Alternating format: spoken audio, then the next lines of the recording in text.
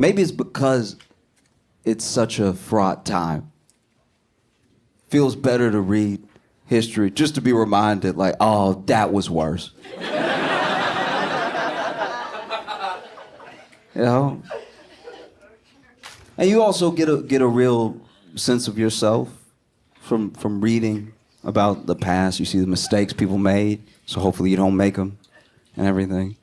And I was reading a lot about Juneteenth because Juneteenth is coming up, and admittedly, like, you know, I learned about Juneteenth pretty young, you know?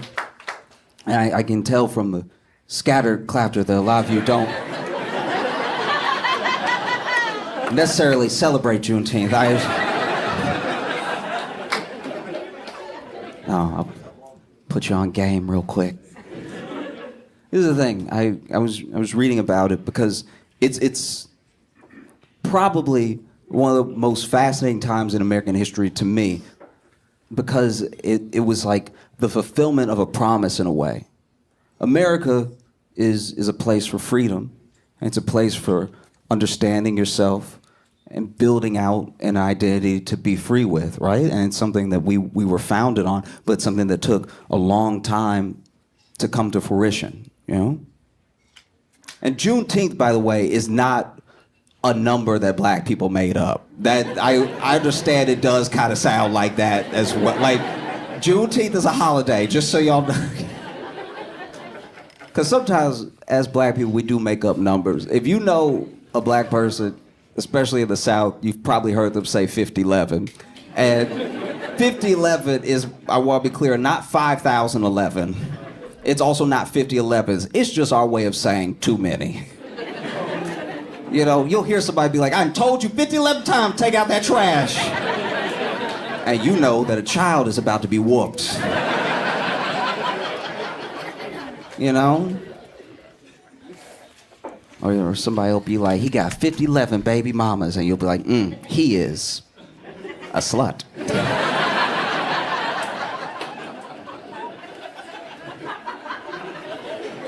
Now, they'll be like, oh, he think he's somebody because he got like $50, something like that, which is just their way of saying a lot. But it would be better to say the actual amount.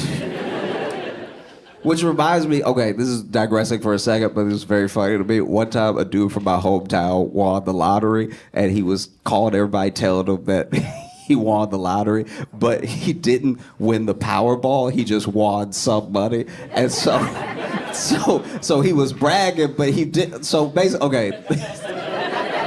Because he told me he told me he did this, but then he told me how much he made. I was like, you shouldn't have called anybody.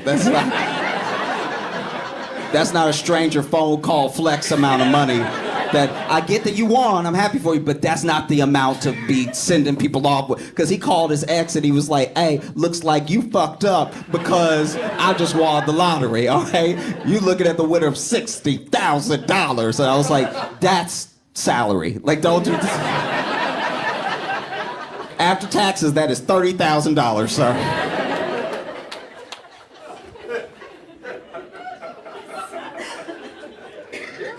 No, but, you know, Juneteenth.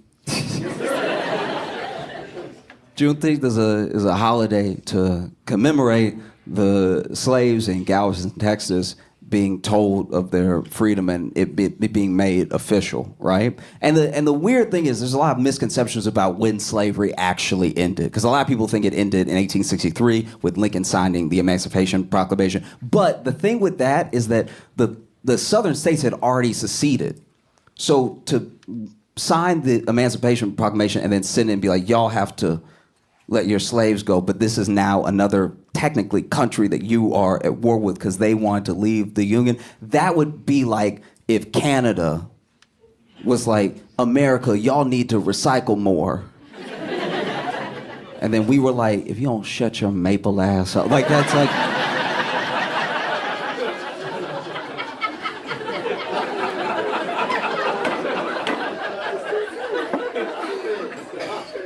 Because the South was at war with the North, this was to, you know, hurt the southern states that had slavery. And one of the states was actually left off of the Emancipation Proclamation because they had already taken control of it.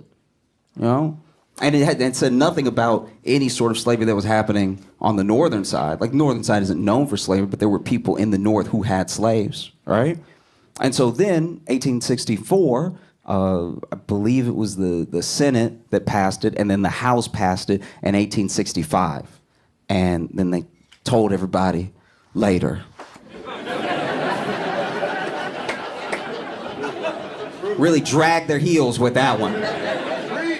And this is the thing, is that if you really want to be technical with it, slavery wasn't actually abolished until the very end of 1865, like December 6th or something like that. It's just that Juneteenth, it's easy to barbecue in the summer. So we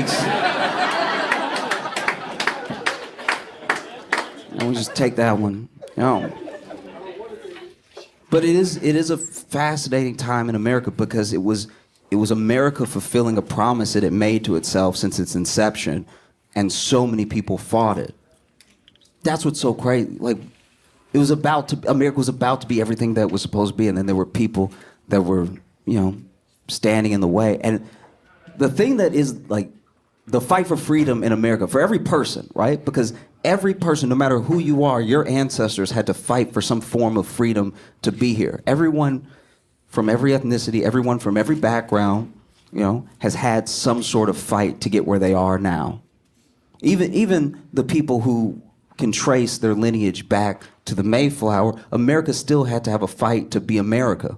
We started out as traitors to Britain, according to them.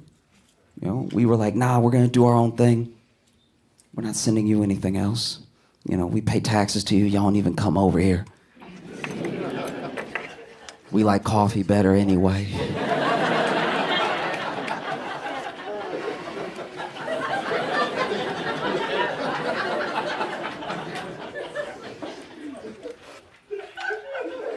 And this is the thing, though, is that you look at that time, and for every war that America had to fight to be America, to become America, the way that we understand it now, black people fought in those wars. It's not talked about as often, but there were black people that fought in the American Revolution. There were black people that were fighting right alongside other white people in other regiments. Not every regiment was even fully segregated. And, part of it was the desperation. We're fighting for our existence as a country, and then we win. And then the founding fathers, everybody's like, yeah, we're free. And black people were like, yeah, we're free. And then they were like, what do you mean we?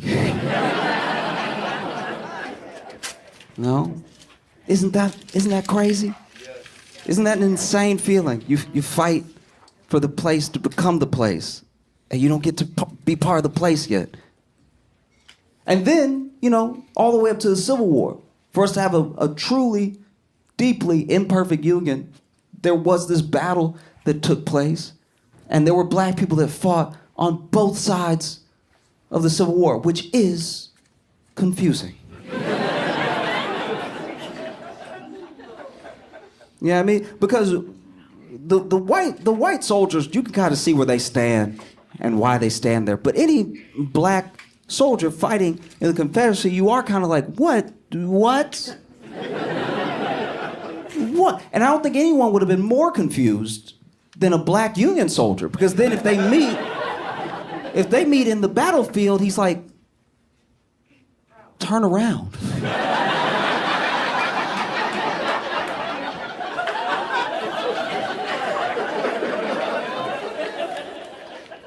Now, it's important to understand that whether it was the American Revolution or whether it was the Civil War, on both sides, black people fought for promises. The same way that America made a promise to itself, it also made promises to every people of every nation that would come here, right? It's why people come from Ireland, from Italy, from all these places that immigrated, that came to Ellis Island. They came for that promise, and that was a promise that was also made to the black people that were already here. You'll be part of America, right?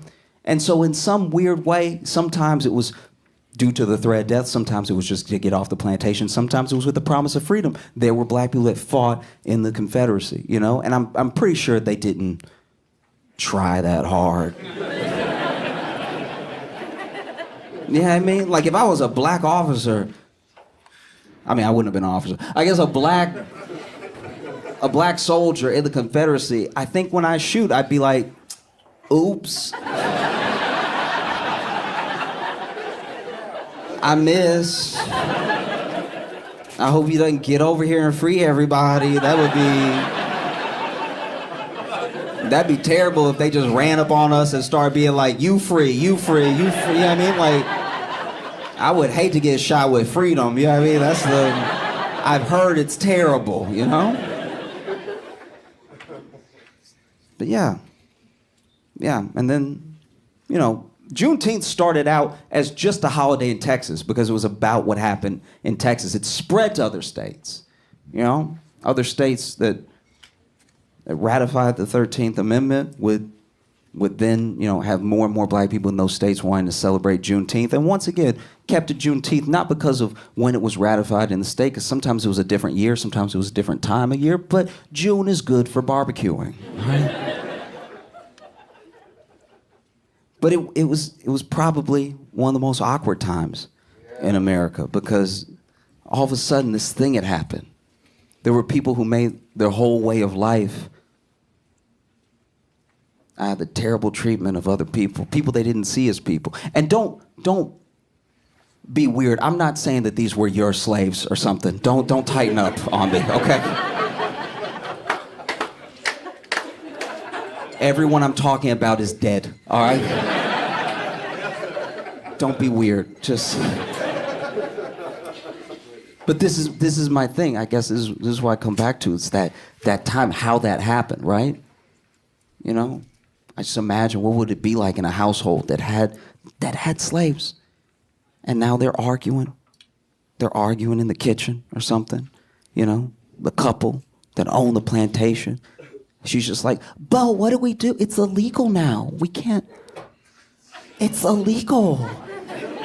We can't do this anymore, Bo. It's illegal. He's like, what do you want me to do, Barbara Jean? What do you want me to do? You want me to go out there and be like, oops? What do you want me to do? What's the plan here, okay? All right, because we are outnumbered. Gonna have to handle this delicately, you know? And you had to handle it delicately because for the entire time that you owned people, you know, how'd you treat them? How'd you treat these people? Because they are people. How'd you treat these people who can see you now, who can speak to you? What'd you do? You know?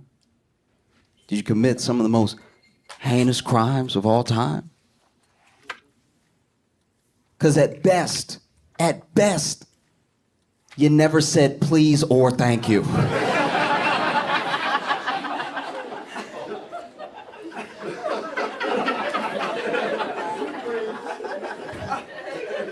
So you're reasonably terrified now that they can, you know, so they're just arguing in the kitchen, I imagine, just like, what do you want me to do? What's this? And then somebody who worked in the house overheard the argument and was like, we're free?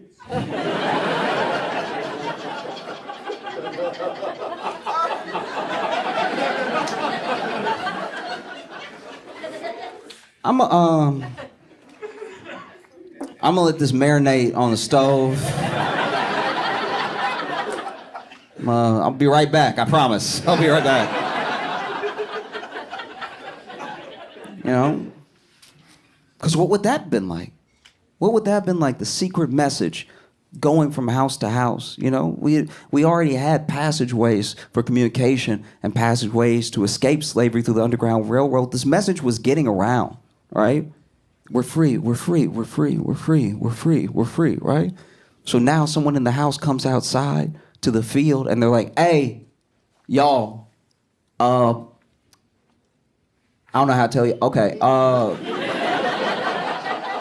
didn't think what I was about to say before I just sort of said, hey, and then, okay, I didn't prepare a speech or anything. Look, I know that we don't all talk much. because I'm in there, y'all out here. And I hear what y'all say about me. It's hurtful.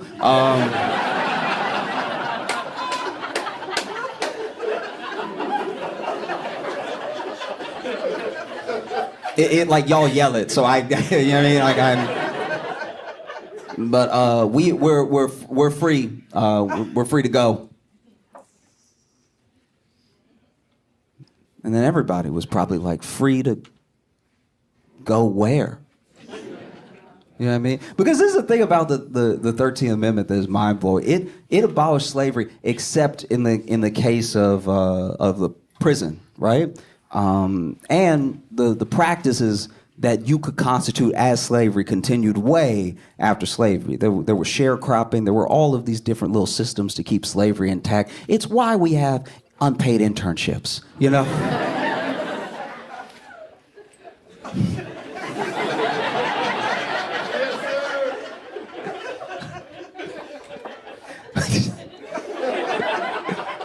Someone's like, but I'm white.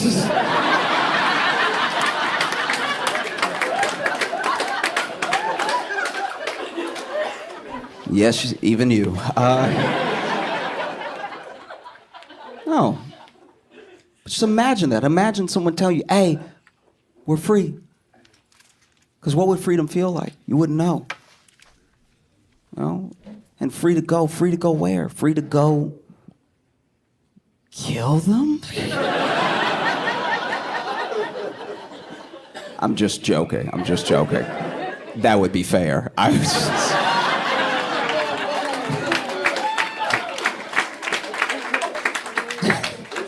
No, it's just, it's mind-blowing to me because, one of my friends, I grew up in Louisiana, so I knew about Juneteenth being so close to Texas, and it was celebrated in Louisiana from a young age. A lot of people try to act like they always celebrate it now, everyone's embarrassed to learn something, you know what I mean? Like, it's a true thing. You see people in New York that are like, oh yeah, Juneteenth every year for Juneteenth. I'm like, all right, maybe, but...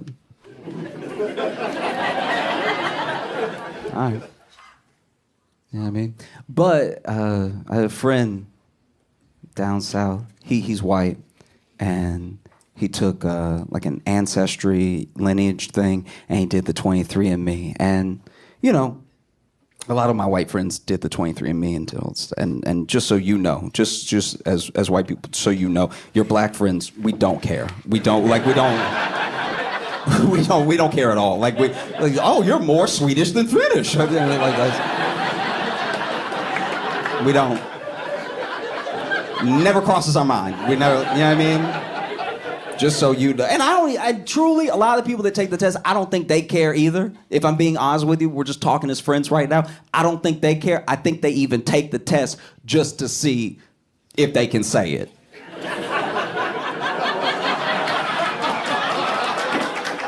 Do you know what I mean? Like, they take because anytime one of your white friends is like, hey, I am actually 5% black. You're like, all right, why are you? I don't know, I just wanted to know if I could sing the whole song now.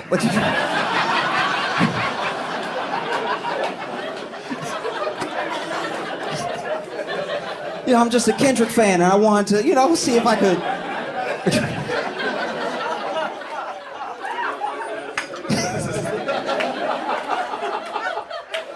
No, but he did the ancestry thing, and he did the DNA test, and he found through both that his family never, in America for a huge portion of his lineage, but they never owned or worked with anyone who operated in a way. They never owned slaves. Yes. And if you've never watched the white guilt leave somebody's body.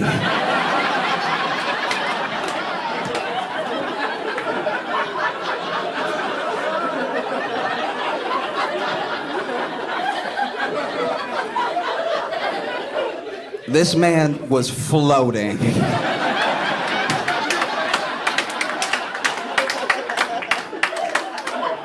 This man was floating in waves. Just like, I'm too Irish to be bad. not